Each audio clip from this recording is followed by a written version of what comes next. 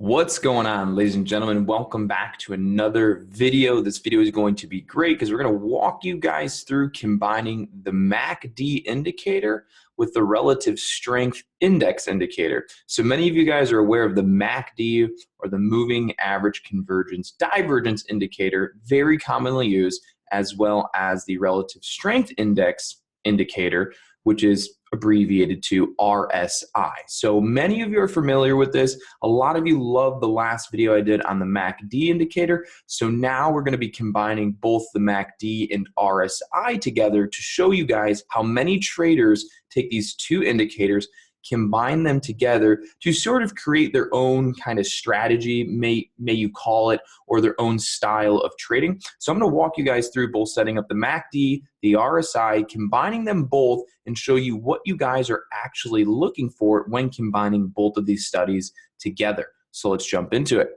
So we're going to start sharing the screen here. Give me just a second. All right, here we are, guys. So this is a stock chart of TTD. This is just a recent stock that had a great earnings report. As you can see, it had a phenomenal day. So we're going to go up here. So if you're not familiar with adding these studies, you're going to see how to do it, but we're not going to do a full tutorial on really how you do it. I'm not going to touch too much on it. We're just going to go right into it so this video doesn't take up too much of your time. So you're going to go up here to the studies filter. Once you're in here, you're going to want to click or type in MACD. This is going to bring up the first one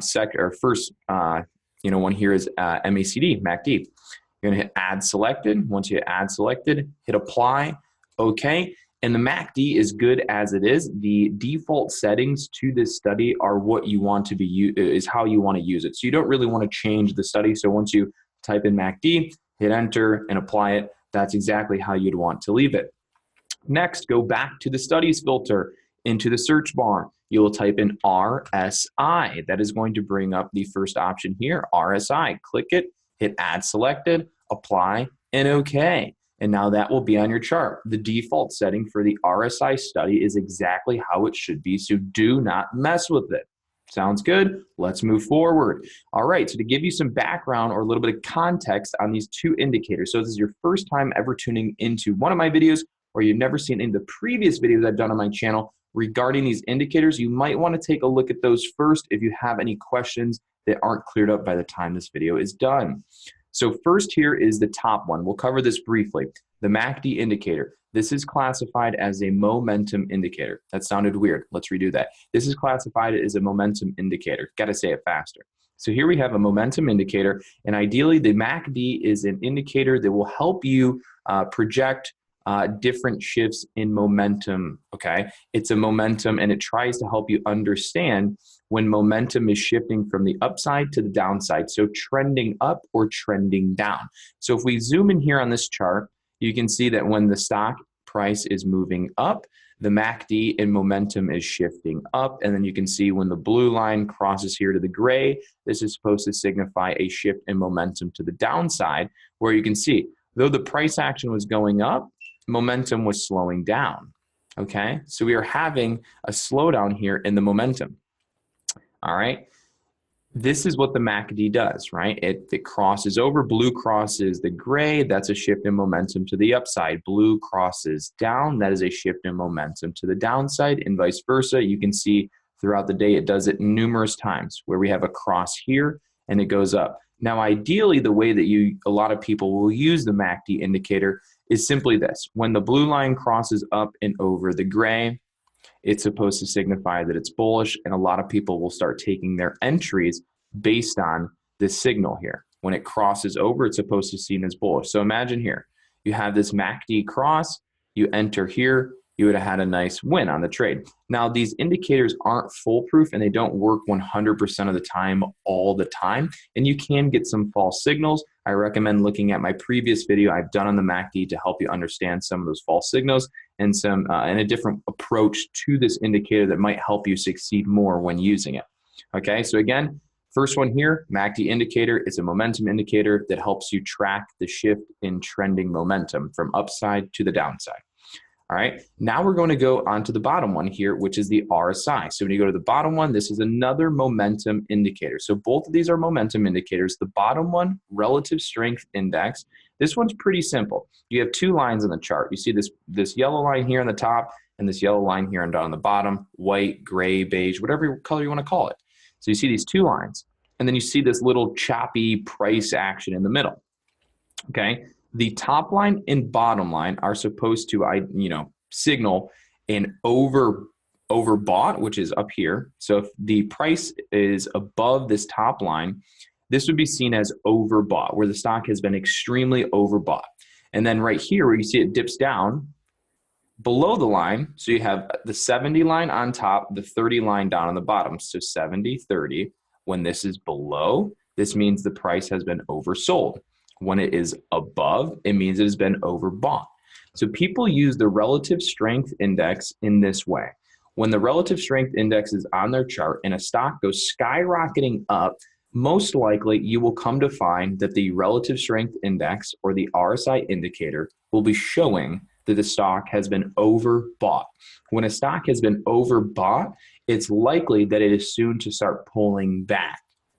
And then in vice versa, when you have the relative strength index and indicator on your chart and a stock gets extremely sold to the downside and it's down below that 30 level right there, when it's down below the 30 level, it is seen as extremely oversold, in which you can anticipate that there's probably going to be a buyback on that stock that will then increase the price. So here we are. When the relative strength index is over this line, it means that the price has been overbought, or the stock is overbought.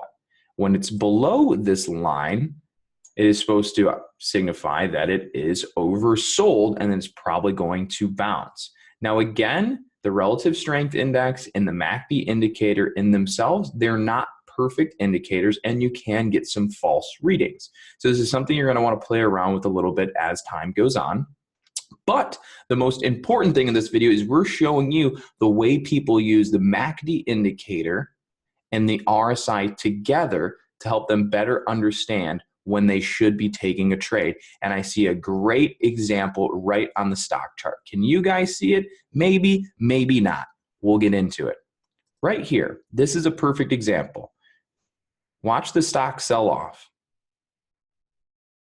Okay, sells off all the way to down here. You can even see there's big selling volume. Not that you necessarily have to pay this close attention to the volume. I'm just pointing it out. There's a lot of selling volume there on this drop. Makes sense, right? Big drop, big volume. Look at the RSI. The RSI shows oversold. Okay, the MACD starts to show a cross right there. So if we went straight up and took our entry right in about this area, timing the MACD cross with an oversold condition on the RSI, this is basically telling you, hey, this is extremely oversold. The MACD is showing that the trend is changing from down to up, and we're getting a cross. And then you go look at the price on the chart, you will see that basically from that point on, the stock price had started increasing in the bullish manner. So you take an oversold condition in momentum. So momentum is oversold to the downside, where you can expect that the price might start to increase. And then you have the MACD. So let's clear this up. You have the MACD showing a bullish cross while stock is oversold. Stock is down on the day here. And then you take your entry. So people, right, a lot of people that just use the MACD will typically say, okay, this thing is coming down and we're starting to get a bullish cross. I'm going to enter long. And then if you combine this with the RSI, you're getting that little bit of extra data to maybe make you feel a little bit more confident in taking your trade. So what we now know is we're getting a bullish cross and we're having an oversold condition. And oversold means it's likely that it's probably going to get bought back up. Not in every situation. You're going to have to be able to determine that for yourself. Of course, when you're trading, all this stuff I'm showing you is hindsight 2020. But regardless of it being hindsight 2020, you can clearly see that this type of system does work and it does happen, right? It's not that it's hindsight 2020 and you're never going to understand it. No, you just have to practice it, spend some time in the market and visualizing this in real time, and you'll start to pick it up and you'll start to see it. Of course, it's easy going back to hindsight, but regardless of hindsight, this type of stuff happens every single day in the market, and you can use this to your advantage. So this is one particular stock. Let's go take a look at a couple different examples. We'll go to Netflix just because. I don't know. I just picked Netflix. I kind of like Netflix. All right, so let's see what we have here. See if we have any correlation. All right, so here's a good example. All right, look at this example. Oversold condition on the RSI. So what we know about the RSI, Connor says, and every other YouTuber says, if the RSI is below the 30 mark, which is right there, then this is seen as an oversold condition and the stock should bounce. Well, let's take a look at what happened. We had the oversold condition and it was right at the volume weighted average price. And the VWAP, if you're not familiar, is actually usually a spot where the stock will bounce at if it has a touch there, like first time in the day. So you can see we had a bounce. Oversold condition goes straight up. Sure enough, it did bounce, and we even had a bullish cross. Now, this move only lasted just a little bit. So again, this is a great example, right? I'm trading the stock, I'm trading Netflix, and I'm looking at the MACD, and I'm looking at the RSI. I'm looking for an oversold condition on the RSI to get a good price on the stock, you know, in relation to the day. And then I'm looking at the MACD and going, okay, we're getting a bullish cross, should I take the entry? Well, you got your RSI oversold, you have your bullish cross, you hop in and you take the trade, and then next thing you know, it kind of hangs out and does this. It starts trending all the way down. And then all you're seeing here on the MACD is just these back and forth bullish, bearish crosses, but it's really just staying the same. So this could have given you an entry, and this could have given you an entry, you know, putting it together, and sure enough, you get a nice buy here around the VWAP price. You get a little bounce. You could have made money on that, but guess what? It didn't turn into the old holy grail run. So just because you're getting a signal to buy here, it doesn't mean that you're going to have this astronomically big winning trade. It could in turn just result in something small. So if you're using the MACD and the RSI and you take this trade, and it doesn't turn into the all holy grail winning trade, why did it not turn into that all holy grail winning trade? I'll tell you, because RSI and MACD do not dictate future returns. They just give you an entry or possibly an exit, but don't dictate how much growth will come or how much decrease will come after an entry or an exit, okay? It's simply there to help you understand possible entry and exit does not dictate future growth. Future growth or the vision for a stock going higher will be based on your skill set, how much you know, how well you can identify trend, what type of stock you are trading.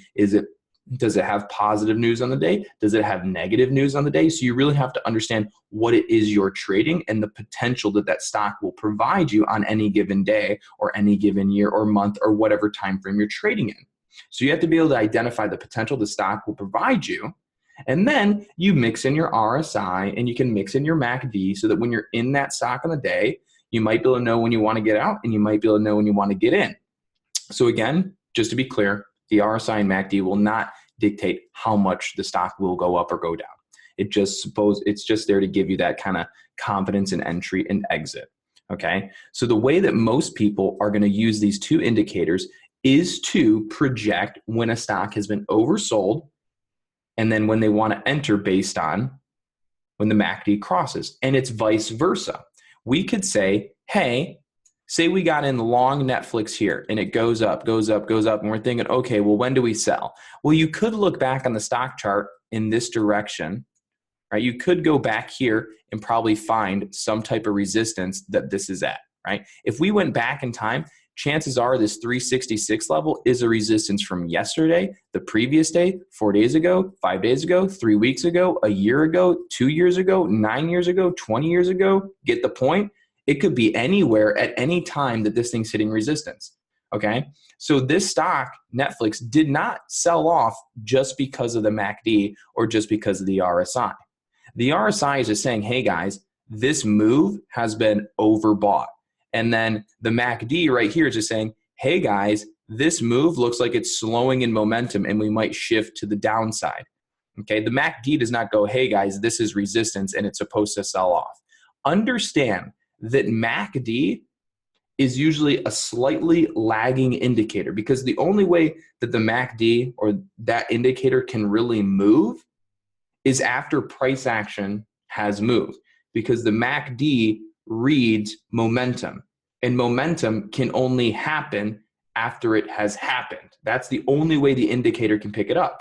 Price action needs to move first, and then it can tell the MACD, hey, this is what's happening, and the MACD will act accordingly. So the MACD is a slightly lagging indicator, and same as the RSI, because the RSI could not say a stock is overbought until the stock is actually overbought. So that move must happen in order for the RSI to pick it up.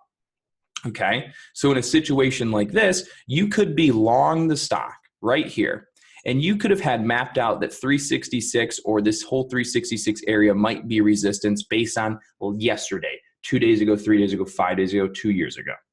And then when you're in the trade and it's going up and it's getting closer to your resistance, right? You are planning that this is resistance and it's getting closer. And then you come and look at your MACD and go, okay, it looks like the blue line's starting to shift down to the gray line.